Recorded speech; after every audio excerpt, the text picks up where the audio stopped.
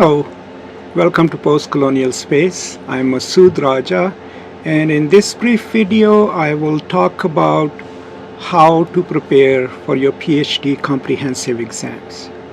But a few clarifications before I delve into it. First of all, this experience that I'm sharing with you is based in my personal experience as a PhD student and also as a PhD dissertation director in my current position, but all of this experience is based in my educational experience in the United States, and so things might vary depending on where you are in terms of your degree plans and which country and which institution. But by and large, what I'll share is some basic tips about how to prepare for your PhD comprehensive exams in English literary studies. So our students get to their comprehensive exams after they finish their coursework. So that would roughly be the third year of their PhD career as students. Now, when they are finishing their coursework, they are probably already deciding what area or what field or subfield of English studies will they like to specialize in, and that is what decides for them which area or which subfield are they going to take their exams, comprehensive exams in.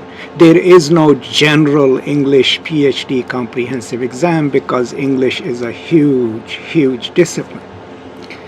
So as they finish their coursework, they constitute a committee. They come to a committee, to a professor, and ask them to be their director. Now the director and the student jointly then create a reading list. Now the committee also has some input in it, but mostly it's the director because he's the one whose expertise you as a student are going to learn and then produce in, so we develop a reading list. Now, for example, I'm a post-colonialist, so I have a comprehensive post-colonial reading list. I'll post a link to my reading list in the description. It's on my website. But our students traditionally have taken 3 exams, right? I myself took 3 exams, each 4 hours written component, so that's 12 hours of exams. So first exam, for example, my first exam was in the primary texts of post-colonial studies. That means all the novels and major plays and poetry collections that in one way or the other form part of the post-colonial canon.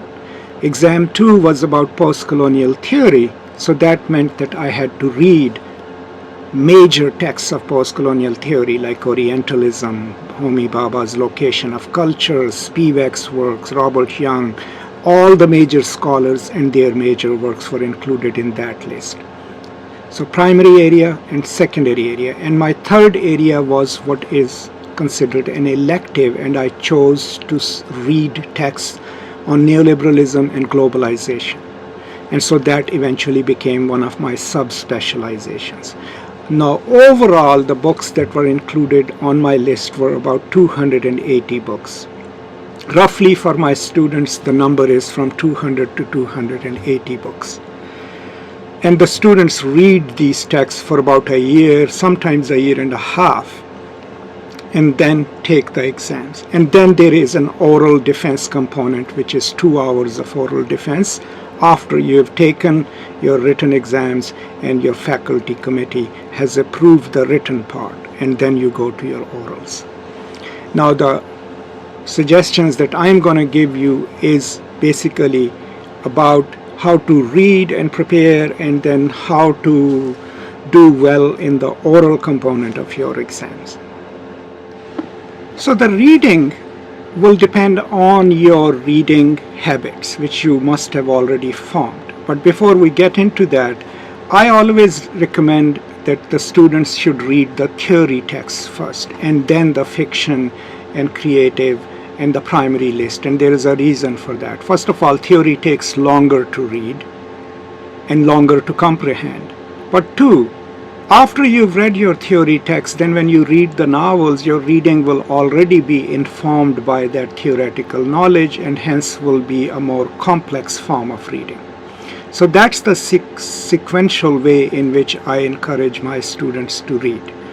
Now, further reading practices will depend on your habits of reading. So, for example, I am one of those lucky freaks who can retain whatever he reads. So most of the times, I don't need comprehensive notes to remember what I've read. But I still take notes on my books. So if you own the book, I mean, look at this book. This is Literary Theory by Terry Eagleton. Every single page has my notations on it, my notes to myself, things to look up. So that's one way of doing it. You pick up each book, you read it, and then you give yourself copious notes, right? The idea is that you're not just reading a text, you're trying to comprehend it, but you're also trying to give you ideas of what to look up, what to read next, so that your understanding is better. Now, what I had done for my exams is I had also gotten this huge notebook. And what I did in this notebook was I made a section for each text that I was supposed to read. Any book, Orientalism, 4 pages. So what I'd done was I'd already listed all the books on my list, right, and categorized them so that I could immediately pull them in the notes. And so whenever I was reading a book, if I needed additional notes, I will go into the section of the book and put my notes in there. Now what that gave me is that, first of all, as I'm reading, it's giving me a comprehensive idea of what to look up, what to explore, what to ask my advisor about. All of those things were being noted and recorded, right? But since I had already created a few pages, a section for each book, that meant that if at some point I decided, I need to read the other book, I already had a section in my notebook for that book. So I could switch from one book to another. But overall, reading each book carefully, right, and then taking notes on the book if you own it. But if you don't own the book, then supplemental notes on a separate big notebook, so that by the time you finish reading a text, you have a comprehensive understanding of it. And also, you have the questions that you still need to answer about that text on that notes. And you do this with your secondary list first, then your primary list, and then your elective list. Takes you about a year or two, right? But that is the amount of time necessary to at least carefully read the canon in your field, both theoretical and primary texts, absorb it, right, and understand it. Now, another thing that I didn't have at my disposal when I was reading was YouTube, right? At that time, we couldn't look up to see if someone has a lecture on Orientalism or any other book that I was reading. So after you read, as you're reading, look for whatever lectures might be available on YouTube, which you can hear in the background as you're reading. And also look up if there are any other explanations of the book on the internet, on a blog somewhere, or in an article. And are there any guidebooks to a book that is too complex? Has someone written a companion? You might want to read the companion and then also compare it with your own understanding of the text. All of these things will enable you to read the text more carefully and then take copious notes. And those notes will then become your guideline. Now remember, when you take those notes, put the page numbers there. If there is a thought that came to your mind or a question, don't just put the question there. Put the page number there so that you can trace it back to the book, right? So these are some of the practical solutions to reading. Now when it comes to writing your exam, right, take your 4 hours, right? Each question in a way is a paper, right? And it's a test of not your memory but your comprehension, right? When you're answering a question, have a thesis, right? Answer the question by either opposing it or supporting it, but have a thesis so that it can control your answer, and then develop your answer with those guidelines, knowing that you're constantly trying to prove your thesis or disprove your thesis, whichever you choose. But don't write haphazardly. Each answer has to be a good comprehensive answer, but it has to be chronological, it has to have a coherence, it has to be perfect in its syntax and grammar. But the thing that will guide your answer absolutely is developing a structure, and think of it as a mini essay, right? So that's how you will get through your written part of the exams. Now, when you get to the oral exams, most directors will not bring you to an oral exam if they have already not built a consensus with the committee that the written exams are good and we are not going to fail the candidate in oral exams. That absolutely never happens, right? But the preparation for oral exams, one is most of the questions will be about the questions that you have answered. Keep that in mind. So read your answers before you go there.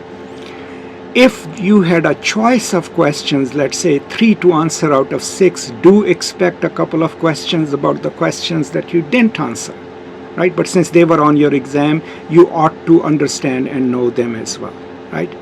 And then in answering the questions, okay, avoid obtuse jargon, right? If you don't understand the question, ask the person to repeat the question. One thing you must never do in an oral exam is just simply say, oh, sorry, I don't have the answer. Even if you have a rough idea, right? Give them something and you say, well, I can't answer it in that way, but here is what I think. You are being asked questions as a scholar, right? The worst thing that you can do is just be stumped and say, I have no answer to that, right? Be polite, but try to articulate your point of view. And remember, at that moment when you're answering those questions, you are the expert on the subject because you have read extensively for a year or a year and a half or 2 years. And you should then take that scholarly persona into the defense.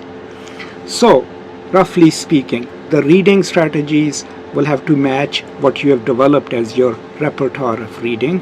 What will help is to have a big notebook, create different sections for each text on your list, read theory first, and then come to the primary text, right?